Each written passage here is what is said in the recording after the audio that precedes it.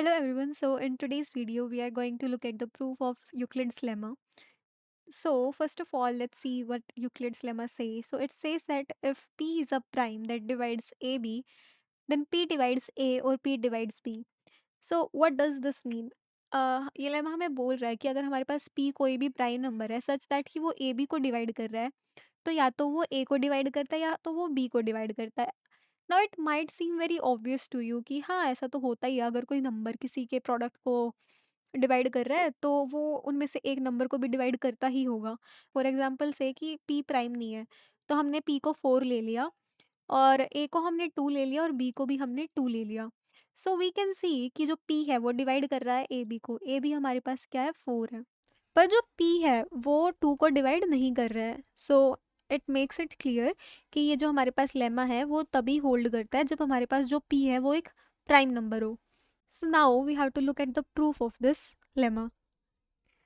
तो हमारे पास दो ही कंडीशन हो सकती है. पहली कंडीशन हमारे पास हो सकती है कि जो पी है वो ए को डिवाइड कर रहा है, और हमारे पास क्या कंडीशन होती है कि पी जो है वो ए को डिवाइड नहीं कर रहा है. अगर पी ए को डिवाइड कर रहा है तो हमारे पास कुछ प्रूव करने के लिए है ही नहीं. बट अगर पी ए को डिवाइड नहीं कर रहा है तो हमें ये प्रूव करना पड़ेगा कि जो पी है वो बी को डिवाइड कर रहा है.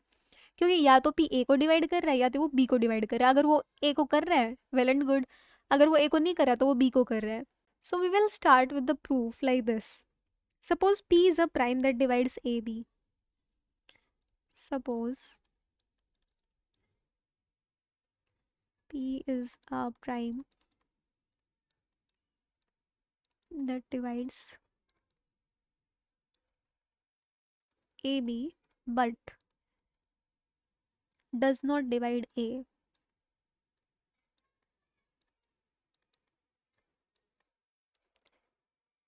We must show that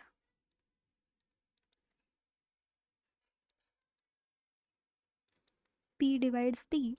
I just explained कि अगर हमारे पास जो p है वो a को डिवाइड नहीं कर रहा है तो p हमारे पास b को डिवाइड करेगा, राइट?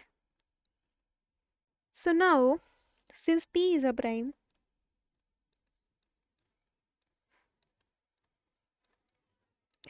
अब p जो है हमारे पास वो एक प्राइम नंबर है. इसका मतलब इसके पास सिर्फ दो ही फैक्टर्स हैं, एक तो 1 और एक ये खुद p. And p does not divide a. तो इससे हमें मिल जाएगा कि GCD of a and p is equal to 1, because इनका कोई कॉमन फैक्टर है ही नहीं 1 के अलावा. Now by Bezout's identity, we have covered this in the previous video. Bezout's identity हमें क्या बोलती है कि अगर हमारे पास दो नंबर्स हैं जिनका GCD हमारे पास कुछ भी है, तो हम उसको लीनियर कॉम्बिनेशन की फॉर्म में लिख सकते हैं. इसका मतलब क्या है कि Bezout's आइडेंटिटी हमें बोलती है there exist integers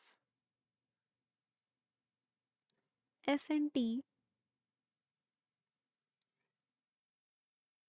such that as plus pt is equal to 1. We get this equation from the Bezout's identity. अगर हमारे पास इन दोनों का जीसीडी कुछ और होता तो 1 की जगह हम वो लिख देते. बट हमें पता है कि p एक प्राइम नंबर है और p a को डिवाइड नहीं कर रहा है, तो उनका जो जीसीडी होगा वो 1 ही होगा. That's why we got as plus pt is equal to 1. Now we will multiply both sides by b.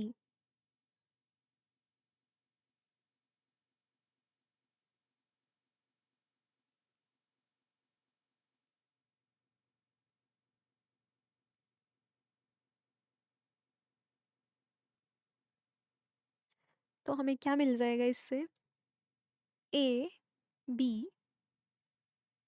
s plus p into b t equal to b.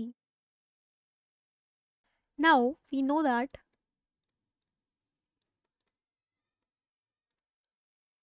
p divides ab. It is given to us in the hypothesis कि p divides ab. So it is given, and p divides pbt. Obviously by the definition P खुद को तो divide करता ही है, सो P divides PBT. Since P divides bottoms on the left hand side, P must divide their sum.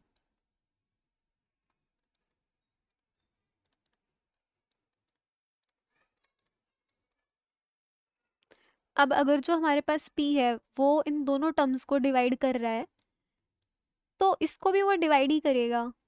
So therefore P divides B. So we got कि P अगर हमारे पास A को divide कर रहा है तो वेल एंड गुड, अदरवाइज जो P है वो हमारे पास B को डिवाइड करेगा. तो अब हम इसको एक बार रिवाइज कर लेते हैं कि इसमें हमने किया क्या क्या. तो हमने देखा, हमने अज्यूम किया कि P एक प्राइम नंबर है जो ए बी को डिवाइड करता है, बट वो ए को डिवाइड नहीं करता है. उसके बाद हमें ये दिखाना है कि जो P है वो B को डिवाइड करता है. Since P is a prime and P does not divide a, then GCD of A and P is equal to 1. अब ऑब्वियसली अगर कोई दो नंबर्स है और वो को प्राइम है तो उनका GCD 1 होगा. So by Bezout's identity, there exist integers s and t such that as plus pt is equal to 1. Bezout's identity हमें सिंपली बोलती है कि अगर हमारे पास कोई भी दो नंबर्स हैं और उनका जीसीडी हमें पता है, जो हमारे केस में 1 है, तो हम उनको एज लीनियर कॉम्बिनेशन लिख सकते हैं. So there exist integers s and t such that a s plus p t is equal to 1, where 1 is the GCD of A and P. Now we will multiply both sides by B and we get ABS plus PBT is equal to B. So we know that P divides AB. It is given to us in the hypothesis, and P does divide PBT. Since P divides both terms on the left hand side, P must divide their sum. So therefore P divides P.